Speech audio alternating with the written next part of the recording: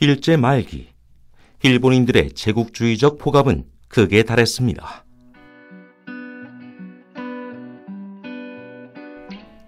여기에서 여러 비상식적인 정책들, 예를 들어서 창씨 개명과 같은 것들이 실행이 되었는데요. 그 중에는 일본의 신사를 한국에 설립하고 한국인들에게 그것을 참배하도록 강요하는 일도 있었습니다.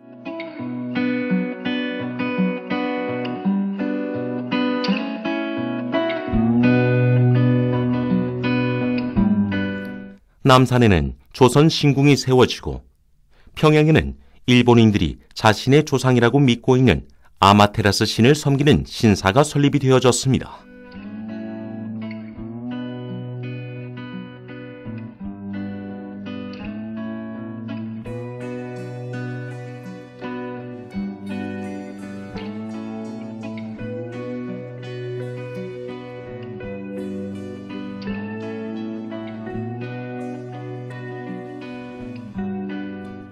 그러나 그 당시도 그렇고 지금도 그렇지만 일본인들은 이 신이 무엇인지 알지 못합니다.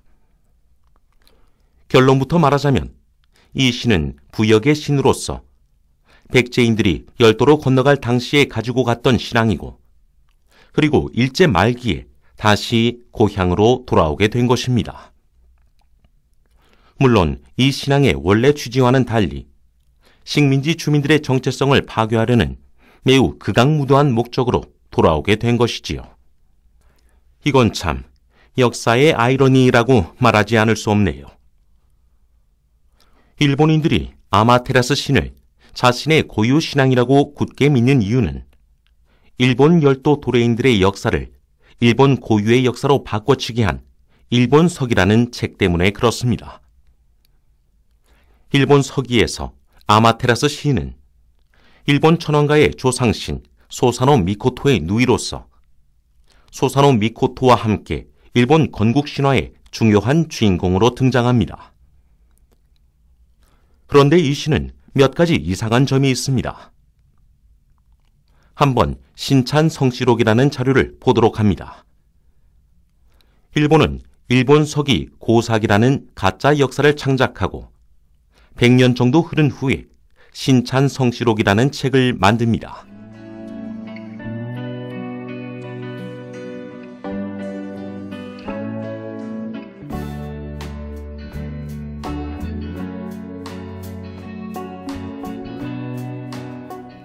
고대 일본의 귀족 성씨를 천황가, 신의 후손 등으로 나누어서 시족의 기원을 설명한 책입니다. 총 1192개의 성씨를 기록한 것이니까 정말 방대한 기록이지요.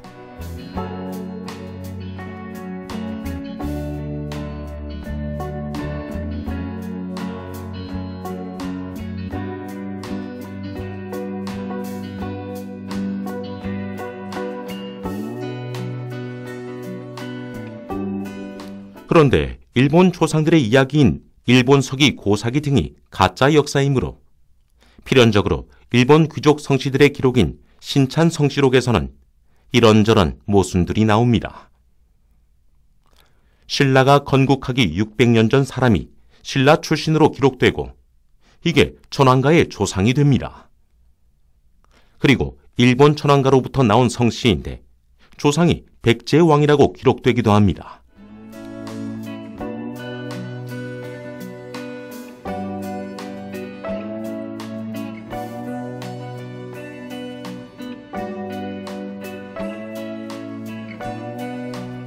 그 신찬 성시록에 아마테라스가 나옵니다. 이 시는 여러 성씨들의 시조의 조상으로 나오는데요. 이게 좀 구체적이네요.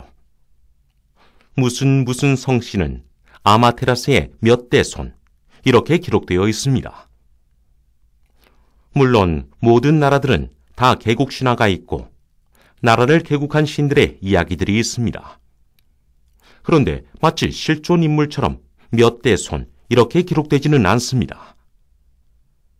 그리스 족보집에 제우스의 몇 대 손, 헤라클레스의 몇 대 손, 이렇게 나와 있다면 참 우습죠.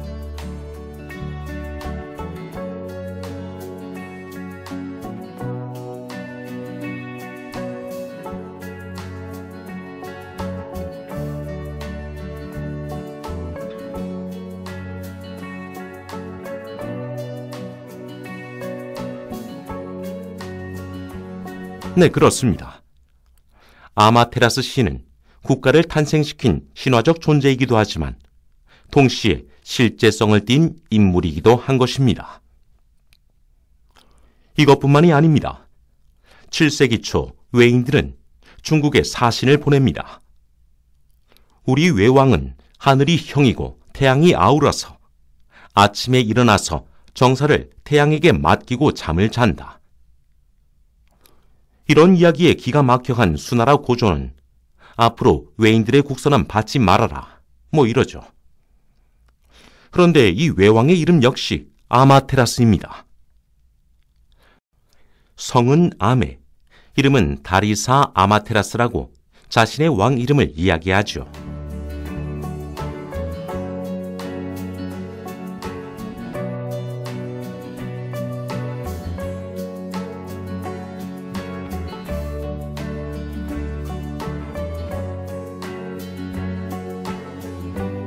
(7세기) 초 열도의 상황은 가야 계열 외시 왕조인 송서 외오왕이 가야의 멸망과 함께 백제기로 그 힘의 중심이 옮겨가던 시기였습니다. 외시 성을 가진 송서 외오왕 대신에 왜 아마의 다리사, 즉 아마테라스라는 이상한 이름을 외인들은 자신들의 통치자로 내세운 걸까요? 무슨 소리인지 도통 알 수 없네요. 이 한자는 그냥 음을 표기하기 위한 것일까요? 그렇다고 해도 저 이해할 수 없는 한자는 무엇인지.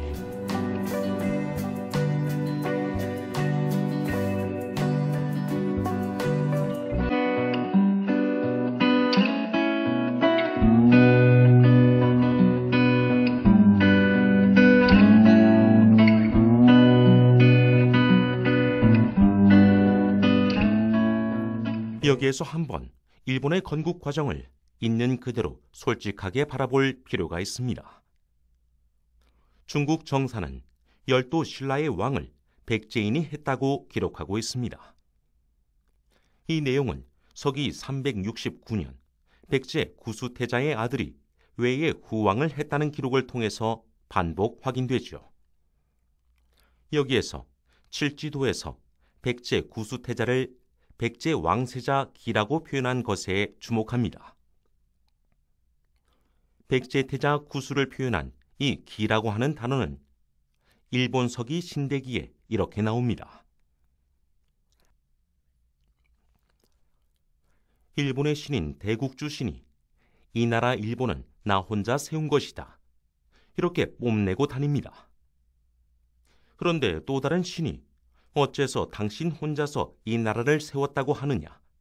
나 역시 이 나라를 세운 사람이다, 이렇게 이야기합니다. 일본이라는 나라가 탄생한 배경은 백제, 가야, 신라 세력들이 정치적으로 통합하면서 본국과는 다른 열도 고유의 정체성을 확립해가는 과정이었습니다. 그런데 여기에서 구시 미타마라는 홀령이 당신 혼자 이 나라를 세운 것이 아니다, 나 역시 이 나라를 세운 사람이다, 이렇게 이야기를 하는군요. 북사에 적힌 열도 신라의 기록은 열도에 있던 백제 신라 가야인들이 서로 따르고 귀의하여 강성함을 이루었다고 되어 있습니다. 칠지도를 올바로 해석한다면 백제 왕세자 구시의 아들이 백제의 후왕이자 외왕이 되었다는 것을 알 수 있습니다. 가야 신라인의 시각으로 보면 다를 수 있지만 백제인의 시각으로 보면 백제 근구수왕 369년 당시에는 태자였던 구수가 열도를 건국한 인물로 봐도 무방하겠죠. 그렇다면 우리가 앞에서 살펴본 신찬 성시록을 다시 보아야 할 필요가 있습니다.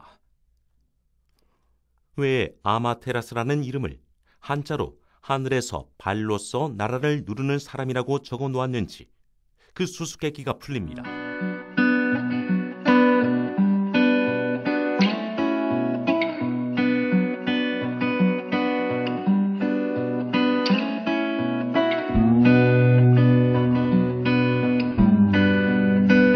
백제 근구수 태자는 고구려와의 전쟁에서 승리하고 고국원왕을 전사시킵니다. 백제의 전성기이죠. 더 진격해서 고구려를 멸망을 시킬 수도 있는 상황에서 구수태자는 여기에서 만족하겠다고 하고 더 이상 진격하지 않겠다고 합니다. 그리고 태자의 말굽자국이라는 형태로 자신의 영역을 표시합니다. 이 이야기가 열도의 동쪽 끝에서 구수태자의 이름과 함께 나타납니다. 한국에 삼국유사가 있듯이 일본에는 풍토기가 있습니다. 상륙국 풍토기에는 발자국의 크기가 30보가 되는 거인의 이야기가 있습니다. 이 거인의 이름은 오구시 큰 구수왕이네요. 우연의 일치라고 하기엔 참 묘합니다.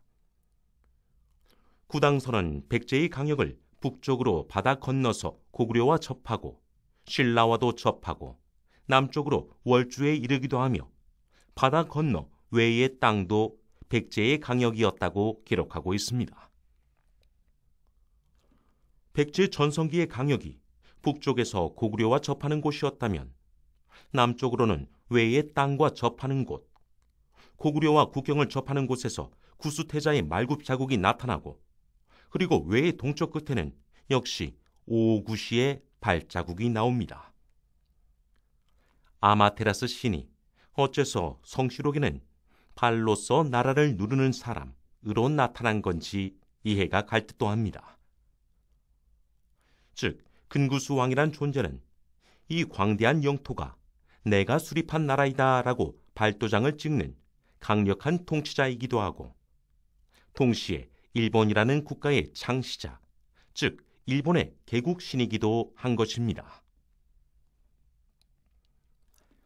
이제 아마테라스 신앙이 백제와 밀접한 관련이 있다는 것을 우리가 추론했습니다. 이것을 한번 검토해 보도록 합니다. 아마테라스 신화 중에서 이런 것이 있습니다. 동생 소사노 미코토의 난폭한 행동 때문에 아마테라스는 동굴로 들어갑니다. 그리고 세상이 어두워지지요. 그래서 다른 신들이 아마테라스 신을 동굴로부터 끌어내기 위해서 아마테라스가 숨은 동굴 밖에서 춤과 노래를 부릅니다.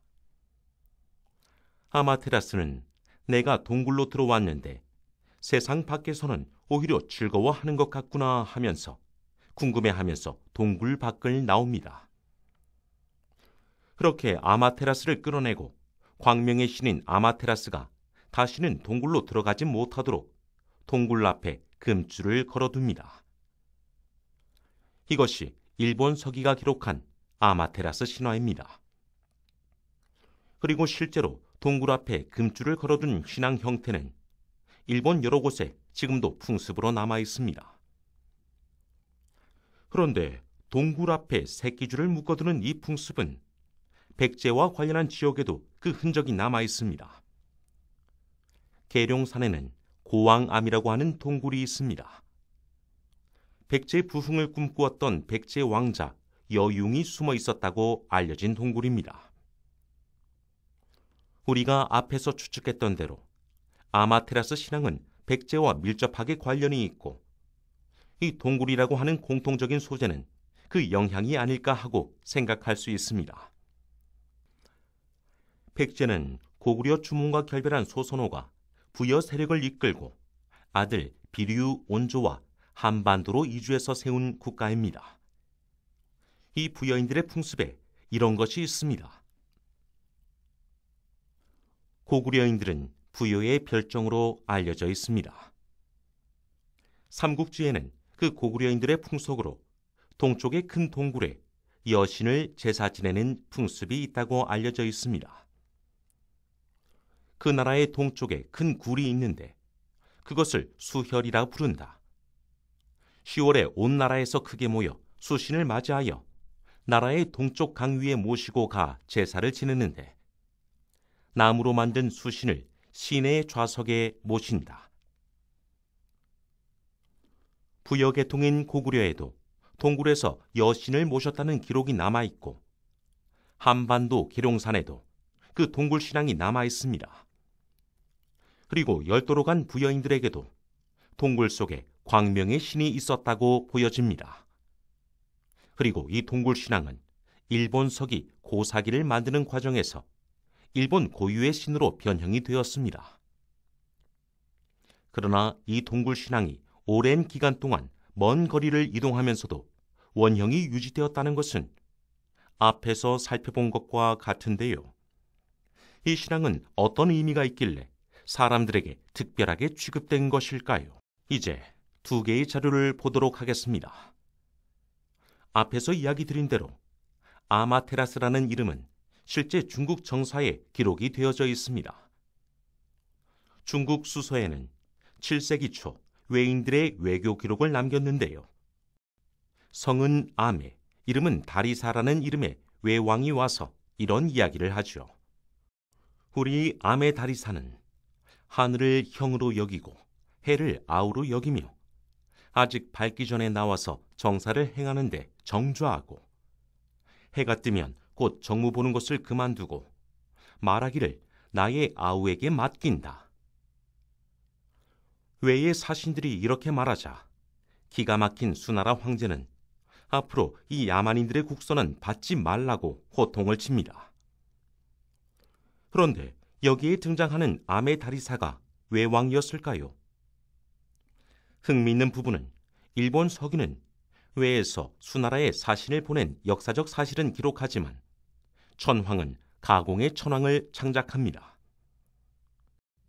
실제 역사에서는 여자 후궁 수백 명을 거느렸다고 하는 남자 외왕의 이름이 아메 다리사입니다만 일본 서기는 여자 천황 스이고 천황 시기에 수나라와 외교를 했다고 역사를 변형시킵니다. 일본 서기를 만든 사람들은 당시의 상황을 정확히 알고 있었을 텐데 저 아메 다리사를 외의 통치자로 기록하지는 않습니다. 참 궁금하지 않을 수 없습니다. 이 아메 다리사가 정말 외왕이었을까요? 앞에서 살펴본 대로 아메 다리사는 고구려 백제 그리고 열도 백제에 이르는 부유의 별종이라고 기록된 세력들과 밀접한 관련이 있습니다. 어째서 당시의 외인들이 저런 이상한 이야기를 했는지 부여의 기록을 살펴보면 환단 고기에 부여의 해모수에 대해서 이런 기록이 나옵니다. 궁심산에 의지하여 궁시를 남변에 쌓았다. 까마귀 깃털로 만든 모자를 쓰시고 용광의 칼을 차시고 오룡의 수레를 타셨다. 따르는 종자 500인과 함께 아침에는 정사를 듣고 저녁엔 하늘로 오르시더니 이에 이르러 즉위하셨다.